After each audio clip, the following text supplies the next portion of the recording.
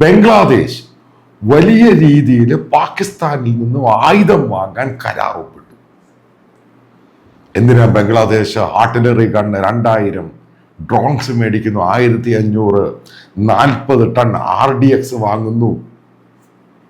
വലിയ രീതിയിൽ വലിയ ഷോപ്പിംഗ് പാകിസ്ഥാനിൽ നടത്തുന്നത്. അതായത് പാകിസ്ഥാൻ വെസ്റ്റ് ഇവിടുന്ന് കറങ്ങി ഇന്ത്യ സമുദ്രം വഴി ബംഗ്ലാദേശിന് കൊടുക്കുന്നു.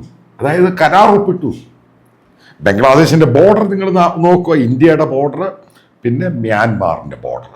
ഉറപ്പായിട്ടും ബംഗ്ലാദേശും മ്യാൻമാറിന് പ്രശ്നമുണ്ട്. പക്ഷെ അതിനുപയോഗിക്കാനാണോ ഇത്ര വലിയ ഹ്യൂജ് ക്വാണ്ടിറ്റി ആർട്ടിലറി ഗണ്ണും അതും ഇതും ഒക്കെ വാങ്ങിക്കൂട്ടുന്നത്? എന്താണ് ഉദ്ദേശം? ഉറപ്പായിട്ടും അമേരിക്ക പണി തുടങ്ങി. അമേരിക്കയുടെ കളിയാണ് ഇതിന്റെ പിറകിൽ. അതിന് പാകിസ്ഥാൻ ഉപയോഗിച്ച് വെപ്പൺസ് ഇവിടെ കൊടുക്കുക. അതായത് അവർക്ക് ഇന്ത്യ കൺട്രോൾ ചെയ്യണം. ഇതാണ് സംഭവം.